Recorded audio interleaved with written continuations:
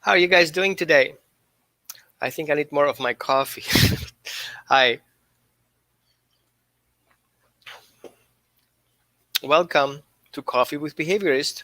And today, it's one day closer to Christmas, and you know what that means. You will not be able to make friends, strangers, because of COVID, and you will not be able to share your presents with whoever you want. They have to be healthy. You have to be, all. I don't get me started. So let's have some fun today. Let's talk about dogs. Let's talk about what are your goals this week? What are you struggling this week? What happened this week with your dog? What do you need help with? So, first come, first serve. You want to post your questions in the comments, and I'm happy to answer them as they come in. So, I would like you though to stay on that video because the questions answered may have questions, and so I will not be able to completely answer your questions if you don't give me a feedback, unless you have done your work and when you post your comment and what you're struggling with your dog, after of course you shared that video with your friends and your favorite groups, then add the breed, the dog's age, how long the dog has been with you, that's important sometimes, and what exactly you're struggling with. Important also is for you to accept StreamYard requests to share your name, because otherwise I will have names like unknown, so I will not be able to address it in person. So, okay, let's get started. Who wants to ask the first question? Meanwhile, I'm having my coffee. Do you guys have your coffee? Did you guys check your dog's water bowl lately? You know this yucky thing inside? You know, that in the bowl that you want to make clear. If it's slimy and, glitchy, needs more cleaning. The reason why that happens is because there's a biofilm. We call it a biofilm that sits on the rim of your bowl, exactly where the edge of the water stand is. You know, there where the calcium deposit is. That's a whole coral reef kind of thing. Imagine that. And it's really a perfect environment for bacteria to grow and get strong and big, take over your dog's bowl. And of course, you have other issues like pathogens that can hang out there, having parties while your dog is drinking water. So, the best way to clean it is, first of all, to have a proper bowl available. And I use stainless steel bowls. I also prefer the ceramic ones, the glazed ones that are easy to clean.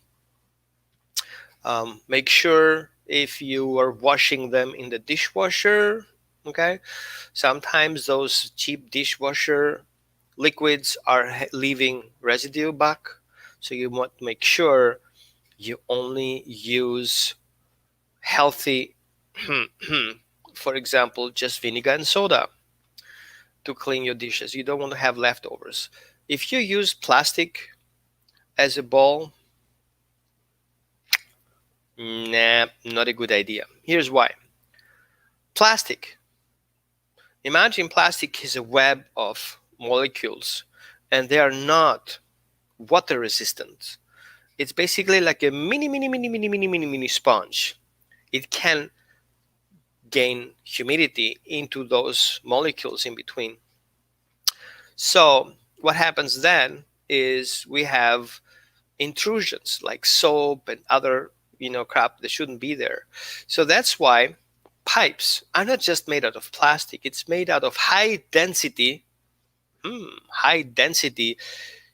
polyvinyl chloride, okay, which is our water stuff. Some of them are more better advanced. They're high density poly. I missed that name right now. I don't remember. Anyway, when you use a bowl, you want to make sure that's PBA free, so it's not toxic to your dog. Then one other thing that I see all the time, those ones are PET, polyethylene. You know what? I didn't have enough coffee. So if I remember right, they are made out of not exactly remember exactly what the product is, but it's called PET.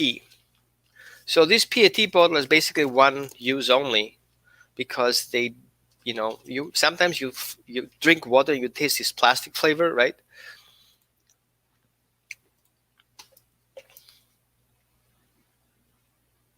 Hey, Tasha. You know what? Yeah, it's kind of. I have. Oh, let me finish the bottle thing, the water bottle thing. So, what I would like you to look for is to use plastic that is human grade.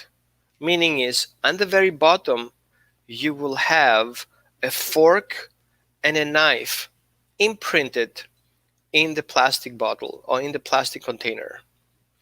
Um, I don't have a plastic container here that I can. Let me see if it says somewhere here.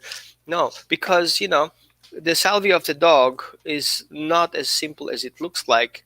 It can richly penetrate the walls on the plastic. So PET, you want to make sure that those are. You know what? Stay away from plastic. As simple as that. So I can have my coffee. So Tasha, yeah. So here's what's happening. There are two groups of people that usually follow me. The guardian breed people. I specialize in guardian breeds, but people forget that mastiffs are guardian breeds too. So they have these people says, oh, he's a Pyrenees specialist, and other people says, well, he's a mastiff specialist. Basically, I specialize in mastiff slash guardian breeds. So mastiffs, Pyrenees are mastiffs too. They come from the same group, from a Molosser breed. So I'm basically a Molosser breed specialist. Everything that comes to that group is what I specialize in, because these are very special dogs. They have special needs, especially around their job description. And many people fail. And I see also people, okay, don't get me started. I see I'm following or being invited in a couple of groups where people are offering help by suggesting the use of shock collars, prong collars, and dominance. And I've noticed that the more a bully breed, the more aggression is being offered from people towards dogs. And I don't understand that, because bully breeds, guardian breeds, guard dogs, working dogs in general are so emotionally intelligent. Why would you use punishment for something the dog believes is doing right? It doesn't make any sense to me. I mean, you know what? Let me be honest here. I used in the past, like 10 years ago, to be an aversive dog trainer, and I see where that come from, because I was in the belief system that a big dog will take over your house if you're not the alpha, if you're not dominant, if you're giving your dog too much slack, he will take over your family. Yeah, I was in that space. I wasn't happy about that. However, I learned a lot. I learned what people struggling with if they're coming from that space. And I understand what dogs struggling with that lived in that space. Um, we have to see dogs as mammals, not as predators. Because if they were predators only, would not be with us for 48 years. There are very specific species that choose to be with us, to stay with us. And I know there is a lot of ideas of domestication. The reason why dogs being domesticated because we put our, stuff on it. Not really. You need a dog to come to a person first. That is a big difference. We didn't go out hunting for dogs and then made them pets. They came first. If you remember old movies back in time, or if you remember old sayings, where dogs were just everyone's dog. Dogs live in villages, will walk with children to school and back again. They would just hang around, being part of that village. You remember the term, it takes a village to raise a dog? It takes a village to take a dog. What does it exactly mean? It means that dogs are social beings, live in a social environment. And what's happened next is they learn from it. They grew up in it. They learn from how we behave, and then they adjust to that. And I know, lately people says, "Oh, this dog is a rescue from the res." That approach, that way of saying it, it's already wrong at the beginning, because at the res doesn't mean dogs are being not cared for. Okay? Because they would not stay there. They would walk away from there. Yes, sometimes things can happen, in those very restricted communities. And but that's not the generalization. You cannot just say the dog is from a res, therefore he's being abused. I've seen dogs being abused in a regular home and we think they're just fine, but they're not. So, and especially people who come from those belief systems that dogs have to be punished and reprimanded, we're missing the fact that dogs, all they want to do is to thrive or survive. Thrive or survive. The reason why they offer behaviors is they either want to avoid things or to gain more of things. And so we have to be very careful how we put it there. Imagine a fireman who doesn't have his gear on, sees somewhere a fire, and he hears screams. Do you think this fireman will hesitate to jump out of the car, leave his family behind, and run into this burning house, rescue whoever is in there that needs his help? Where is this coming from? This is a high level of service.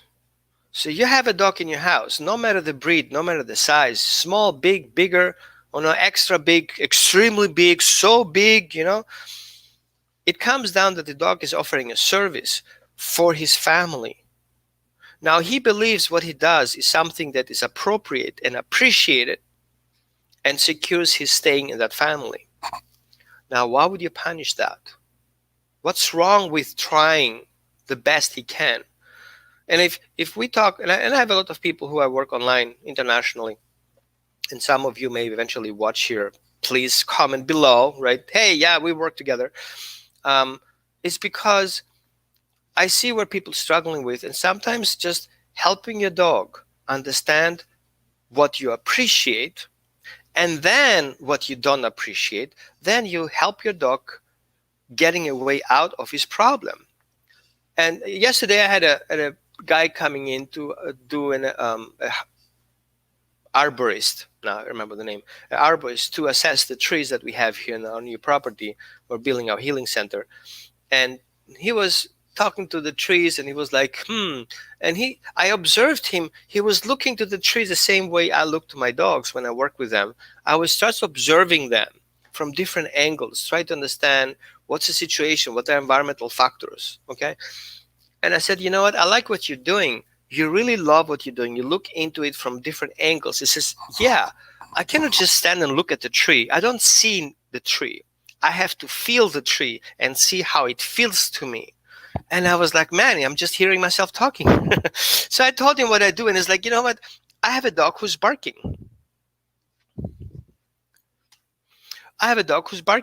And so how can I make him stop? And I told him, I says, you know what? I think you have to teach him to bark and then teach him to not bark. And he was like, wait a minute. I didn't get that. What did you just say? I have to teach him to bark? He's barking already. I said, yeah, he's barking out of control. But if you start creating a frame around that, what you appreciate, then you can teach him what you don't appreciate. Start creating a switch between on and off. So if your dog is barking, appreciate him for barking. Make that a job. And then once you have built the job, then you can dismiss the dog from a job and give him an alternative job. For example, by appreciating you warning, and now I appreciate you, go back to your bed, and how about you chew on something? Right? So as simple things as that, it can get more complicated, but in that particular case, it's like, I always yell at my dog. I say, yeah, you're part of the barking issue. He barks because you bark, and you bark because he barks, and everybody's barking. Why are you guys barking? Oh, because I'm frustrated. I was like, exactly, your dog is frustrated too. Because he barks for things to happen and they don't happen. And you yell at him by not fixing the problem he has. So if you fix the problem your dog has, your problem is done. So we have already finally somebody who was able to, well, that's a long one. Okay. Tammy, hi Tammy. Our boy is 10 months old. Oh, it's a cutie. What breed is he? Okay, we don't know the breed. Um, I see something white in the picture. Anyway, we walk every day 30 to 60 minutes on local trails. Most days there are no issues. 2 to 3 times per week he gets very playful, jumping, biting, nipping. Sometimes he calms down pretty quickly by offering a treat. Only lasts 30 seconds to 2 minutes. Occasionally he will not calm easily or quickly and grab his harness while he's jumping or nipping. He does settle in with a sit and immediately say yes. Okay. Now, as an addition to that, and treat, I'm trying to understand his state of mind when he gets this way. This happens after someone passes us on the trail. That is the important key here. So what you're looking for is a dog who gets easily excited. He knows that he cannot interact with the person, but once the person passes, he cannot hold back his frustration and he has to chew it and jump it off. So what happened is dogs have a certain expectations. And what I see here with your dog, I don't know the breed. Maybe you want to add that breed so I can better understand, the breed traits that are triggering the dog.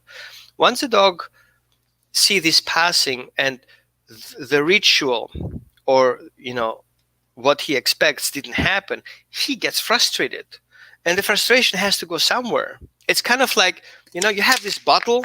That's a good example. You have this bottle, Great Pyrenees, that's what I thought. So you have this bottle, that's your dog's energy field, okay? And now every time something passes, it squeezes.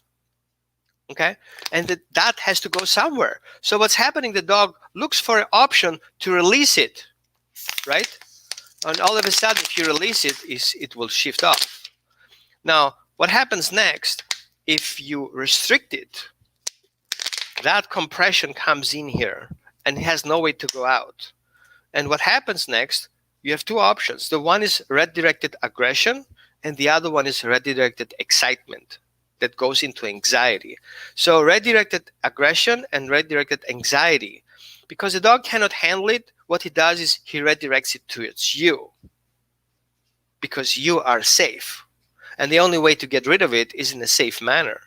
So I would say what you should look for is start creating a release through a structured procedure. So let me put it in a better way. You want to understand your dog's thresholds, okay? A threshold is something, you know what? Let me see if I can put it up for you. I have a threshold picture somewhere here. I'm going to show it to you because that would be very helpful. Nope, that's not the right one. Once I show you the picture, you know exactly what I'm talking about. I use those pictures all the time for my online sessions. They're very helpful. Oops, not this one. There you go. And then I'm going to do is I'm going to share the screen with you guys. Share screen. Application window. Here you go. Are you ready for this? Ta-da! Good. So what we're looking for is thresholds. So you're walking on the street, everything is fine most of the time, and all of a sudden, your dog goes at threshold where he starts getting frustrated. Now, when he gets that way, you see this yellow bar with a black frame, that's exactly the edge where the dog switches from under threshold into at threshold. What happened? I just lost myself. Let me fix that again. We had a failure. System failure. Oh, I know what happened. I closed the picture. Oh, here it is. Okay, let's see if we can pull it up now. Here you go. So, when we see here at threshold, I don't know if you see my mouse. Hopefully you can see. So that's on the threshold. Everything is calm. Your dogs are walking, right? And then at that point here where this dot is, I don't know if you can see it. okay, that yellow dot, is where the dog switches from excitement of having fun into anxiety and like, oh, we have a problem. That is where your switch has to kick in. Oh, I just sneezed. Oh, sorry. Thank you. So, we want to teach the dog before he goes at threshold and goes into fight or flight response. We want the dog to check in with you first. Okay, important. Teach the dog, instead of losing your shit, turn to me and let me know that you're struggling with. By doing so, you give me permission to help you. By doing so, I can show you a way out of that frustration. So your dog will not get at threshold. He will be exactly at that edge before excitement switches to anxiety. That makes sense? So how do we get there? The easy way to get there is to teach the dog my famous 2 treat exercise. So what you do here, let me switch that away. Take 2 treats. Perfect smell, perfect taste, perfect size, just big enough for him to smell. Let him smell it, and then open up your arms in a space distance in the same line direction with your dog's eyesight, and your hands should be on the same plane. And then what you do is, when your dog tries to get after those treats, the dog goes into a fight drive in his mind. He's hardwired to deal with it. Your hand can reject. Oh, I'm going to that treat. Oh, that can reject. So twisting your hand towards the right or the left means denial. It's like saying no. And because the reason why I have this hand shaped like that is because they imitate, in the brain, it looks like a head, okay? And doing right and left means no. And you will see, once the dog goes after that and you twist your hand side, your dog backs away. Perfect. That's a good sign. And then your dog is like, wait, I have option 2. He will go after that option. But that option says no too. What else does your dog have left? You. So as soon as your dog checks in with you, boom, jackpot. Now here's the key. When you deliver those treats as a jackpot, they come with 2 markers. 2 markers, 3 rewards. 1 marker, facial expression. Marker number 2, the word good, or whatever reward you have, whatever cue you have. And then you have 3 rewards. The 2 treats that come in simultaneously because that's what your dog wanted to at the first place. Then you have affection. Good job, perfect, right? You can pet your dog for that. Plus, and that's something many trainers miss, appreciation. That's a high value treat. Appreciate your dog for making that choice and looking to you. It comes from a heart space. So if we talk about holistic dog training, we're talking about having all the levels that your dog feels covered. The physical, the emotional, and the spiritual part, okay? We're going to talk about another time. So remember, 2 markers, 3 rewards. Once he gets that, he will soon recognize, if you do that, it's like, I'm not stupid. Why would I look like in life if I only have to check in with you and I get those treats? Smart thinking. Okay? Now, the reason why we want to do that exercise is because it transitions the dog to have an idea of that you are an important factor to his environment, that you're only there to hold the leash, you actually can offer a service. And once the dog has that answer and that idea that you are available for support, he will likely reach out to you if he feels the need of support. So you take your dog out for a walk, the first thing he's going to do is like, how do I do? And you're like, great. And all of a sudden you start working on your dog, reinforcing it, that every time you struggle with something, I'll give you the information. Don't miss that part, because soon enough you will see it gets into a situation where your dog doesn't feel comfortable. The first thing he's going to do is going to look up to you. Even he will not turn his whole head, right? But at least his eyes is like, hey, I'm struggling here right now. That's the moment for you to step in, redirect your dog, get him out of that zone. Don't ask him to sit. Don't ask him to do anything else. He needs to get out of that threshold. And this is where leash reactivity comes in. If you don't do it, if you ask the dog to forcefully sit while he wants to get away from it, and he cannot because you're holding the leash too tight, and all of a sudden the dog becomes restrained and he has no way out, you're not helping him, and now he's showing aggression towards the other party. He wants that to go away. Or the other way around, he throws a tantrum because he wants to get closer to it. That's when we talk about, functional behaviors. So I hope that answers your questions in general. So, however, if you send me a video or have somebody else watch the video, I can give you much more detailed information. So, next question. My dog is over her separation anxiety in the home. My dog is over her separation anxiety in the home, but still has quite a bit of fear out walking among humans. She does, however, love to go for walks and ride in a line at the door to go for a walk. How can I help her fear? Thank you. I don't know your name, but it smells like you are from New York. That sounds to me like a New Yorker situation. So you have to understand that the dog has a primary and a secondary reinforcement. He loves to go for a walk, but the secondary reinforcement becomes a secondary punishment. The dog goes outside because he wants to go for a walk, be with you, but he gets overwhelmed with the situation. When dogs struggling, we need to help them feeling in control. And I know most people would not like the idea of giving the dog more control. I feel we have to teach the dog, and if you work with separation anxiety, you likely offered the dog the sense of control when you leave and when you return. So it's important that we help the dog be in control of what's going to happen next. So, when we take a dog for a walk, it starts with putting the leash on. It starts with leaving the door. It continues by walking down the hallway or getting in the elevator or going down the elevator or exiting the elevator, going into the foyer, eventually opening the door, opening the second door, say hello to the person at the door. Some buildings have a door person.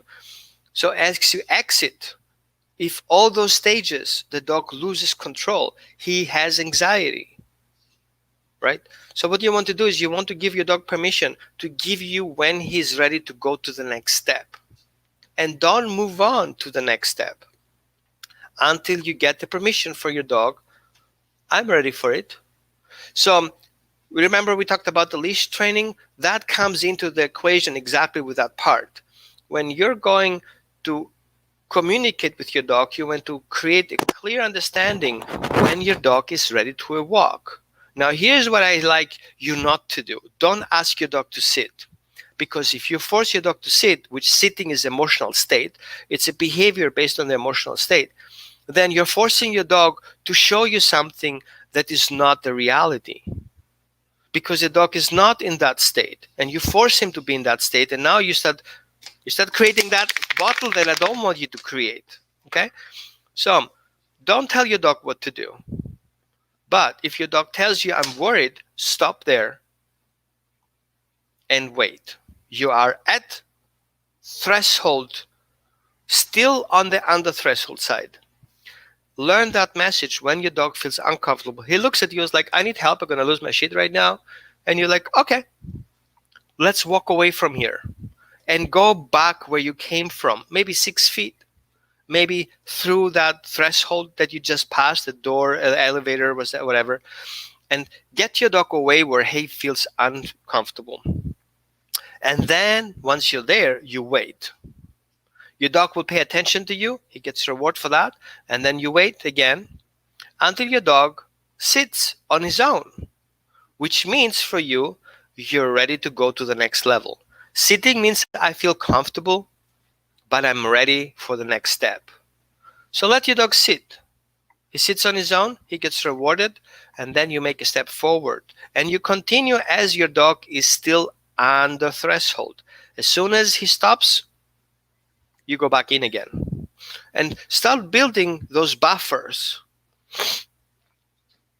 Okay? Build this buffer of that borderline here that I showed you before. Okay, that yellow framed, that black framed yellow, which is at threshold but still under threshold, like that borderline, you want that to become wider. So you have more room to work in that. So you start with low distractions and work your way up. Now, of course, if you're in downtown New York, Chicago, Phoenix, I don't, Austin, all these big cities in California, LA, everywhere you go, it's these kind of big cities. You want to recognize that there is always a problem. So you want to go in a place where there are not so many problems. Like put your dog in a car, deal with it in the beginning, go somewhere out where there's no distractions and start working in a park. Start working in a parking lot. Start working in the garage if you don't have a place to work. And then work with it a couple of days and then work your way up out of the garage into safe distance. Garages have a little bit of things going on. Because if your dog doesn't trust you through the process, you will not be able to deal with chasing cars. You need to understand that under threshold. Okay? So if you haven't, I would say have somebody make a video of what's going on with you guys. Send it to me. We can schedule a session around that. Okay? So that's my suggestion. I have a video here that I can share to you. Let me see what I have. I think I have a video. Let me check if I can pull it up.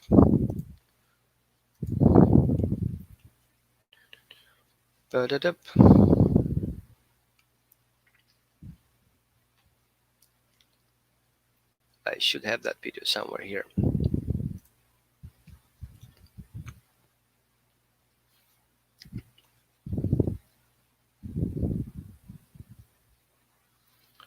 Yeah. So if you go to my YouTube channel, and of course you have to subscribe. What do you think?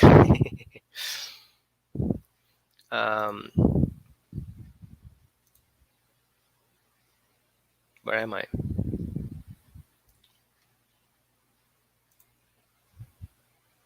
My leash video. Where are my leash videos? I have so many videos here. I have to get organized, I think.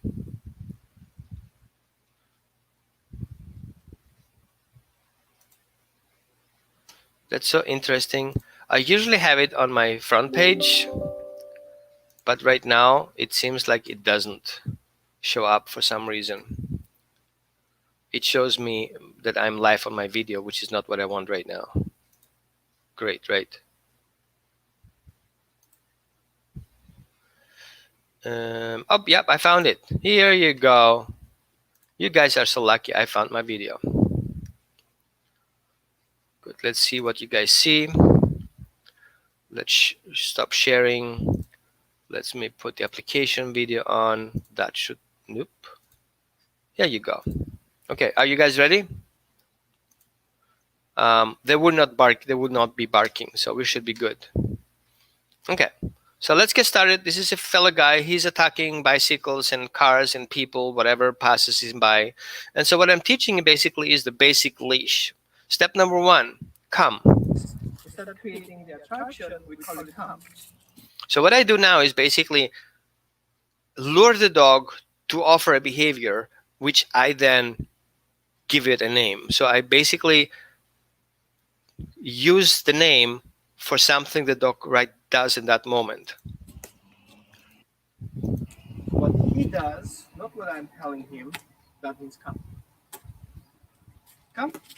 So first I move, then the dog moves, then I say come, not the other way around. Because we want to associate your command with an emotional state of your dog. It's not a command, you're basically reinforcing your dog.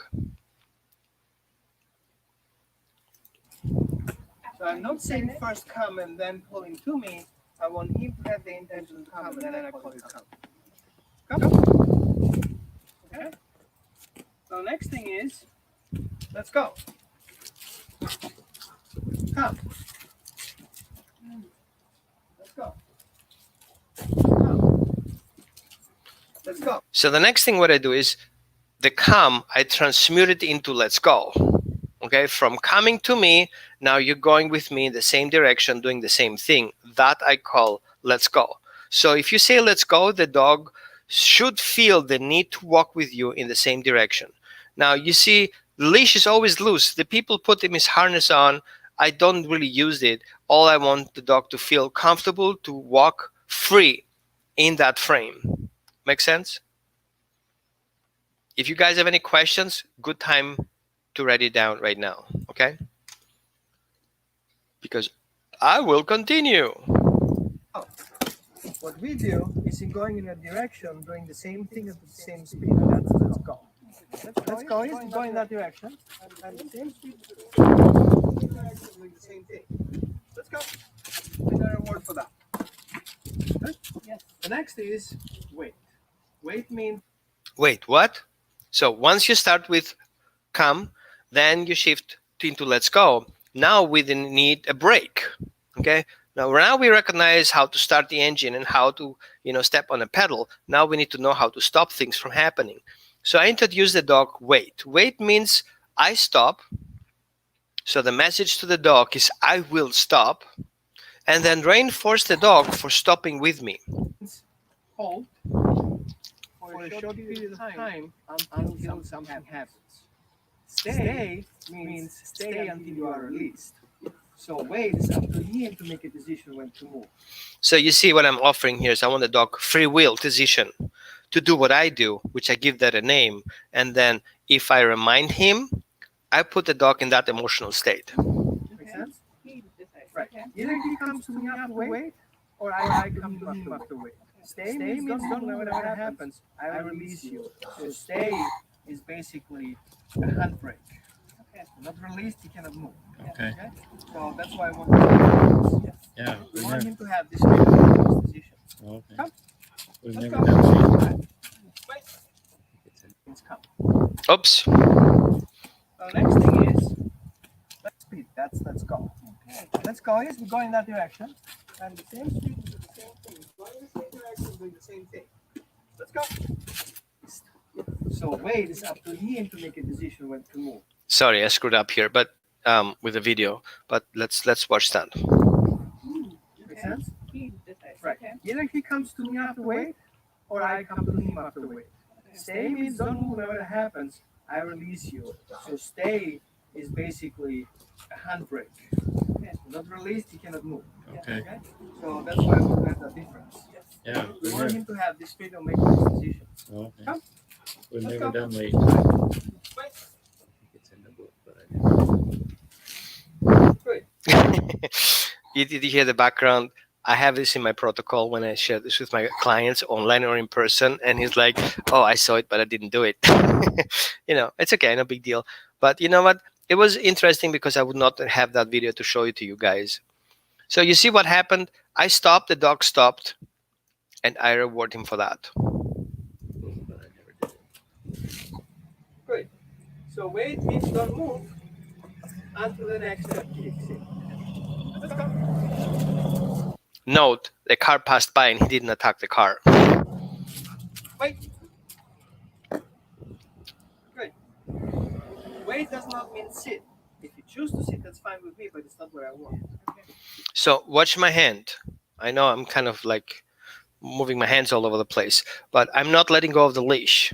My leash is always secured in my hand. Okay, so don't be fooled. The dog can pull you at any time until you really worked on that.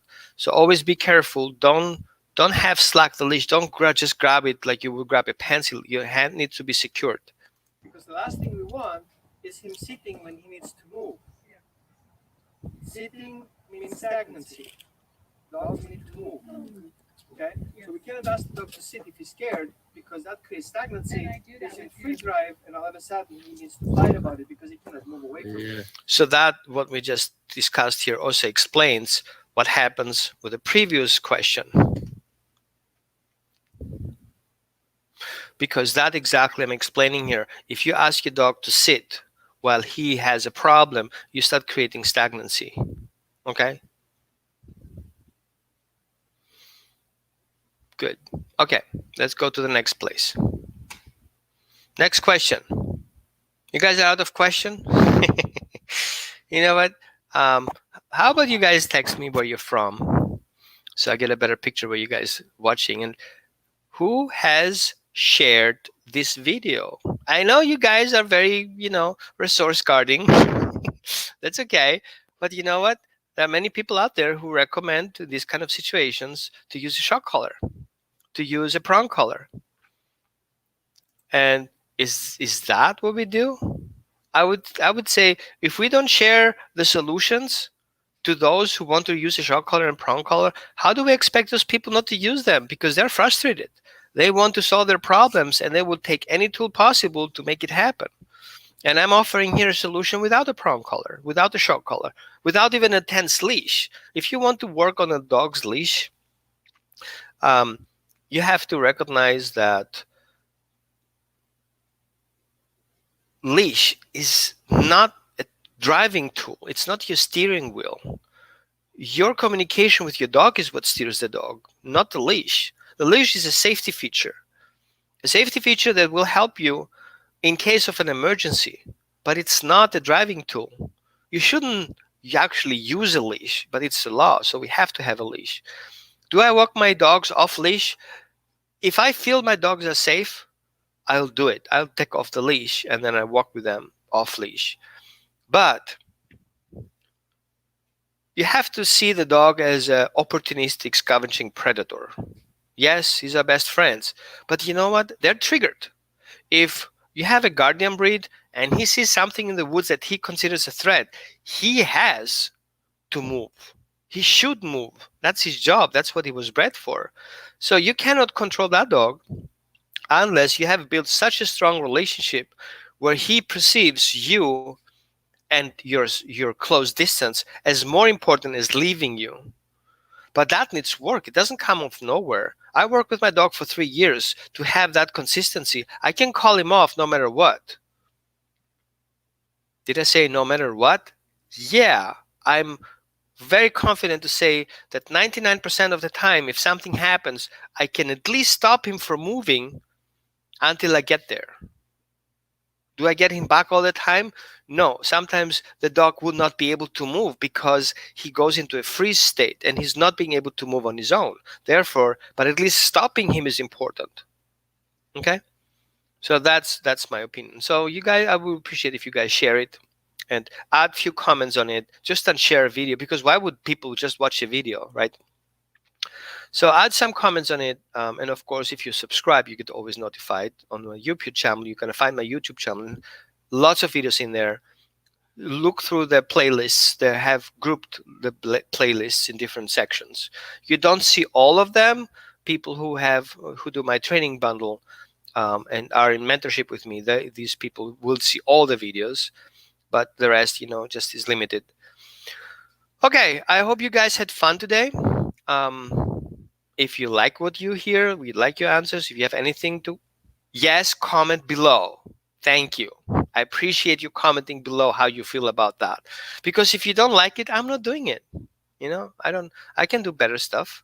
But if you like it, I'm happy to give you more of that. It's like positive reinforcement. You like it? Show it to me. Give me a positive reinforcement. Yeah, if you guys want to donate, so I can do a little bit more videos. It costs a lot of time to set up those videos. You're welcome to donate through my website, holisticdogtraining.org. Right now, we're building a healing facility for dogs and people. So people who have dogs, trainers who have dogs who need to work on, and they want to go into the next level and starting more behavior healing rather than behavior correction. This is something that we will specialize here. So what we're going to do basically is teaching people how to connect with their dogs into a completely different level. And we need to understand that dogs are not what we think they are. We see dogs as animals. Oh, my dog is just a dog. I feel we have to kind of leave behind what we are thinking lately and remember what we have done for so many thousands of years. Okay, 48,000 years is scientifically proven that dogs live with people. I know from Greek scripts, from ancient Greek scripts, that some, translate 100,000 of years. okay, before the major cataclysm. So we have to remember that the reason why dogs are with us, it's not because we domesticated them. They self-domesticated themselves to live with us because they are opportunistic scavenging predators. Okay? And we have to come in from step off our ego horse and recognizing dogs for who they really are. They're healers, they're companions, they're teachers. If you tap into that energy field of how a dog really feels like as an energy, you will blow your head off. Your gasket, it will blow off, and you're like, wow. I remember I didn't do in the past what I'm doing right now. In the past I had no clue. I was just doing, dog training stuff. But once I recognize what the ability,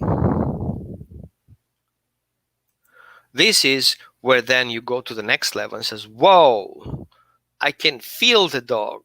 I can feel where he connects. And we're talking about quantum physics here. If we talk about quantum entanglement, you're walking your dog on a leash is a quantum entanglement happening in front of you. You just have to feel it.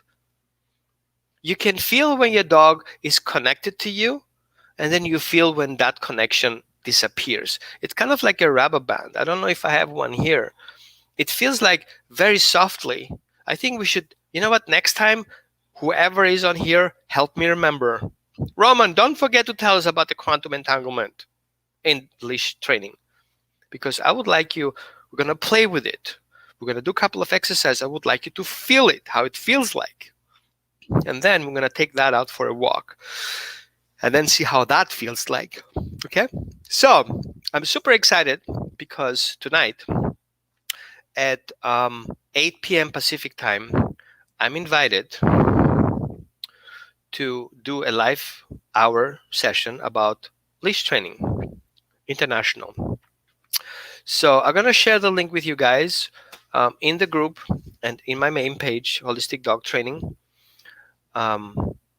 And we will break down those leash training because it just frustrates me, and I know it's a rant,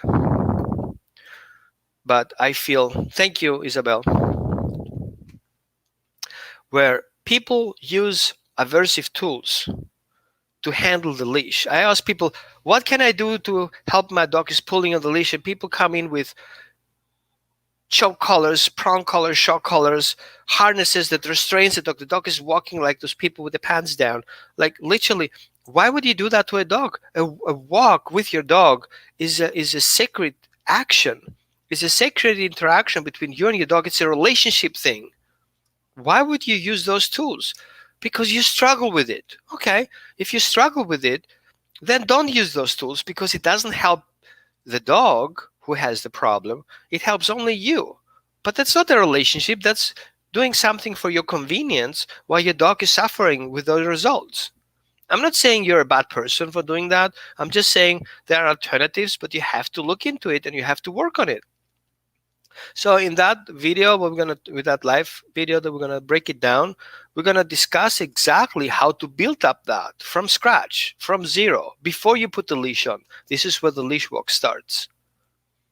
So people think they take the dog outside for a walk and that will fix the problem as long as they correct them and punish them for bad behavior, that will fix it. But you know what? It never had fixed it, because if it would fix it, you just drop the tools and you're good to go, right? But you don't. You get stuck with it.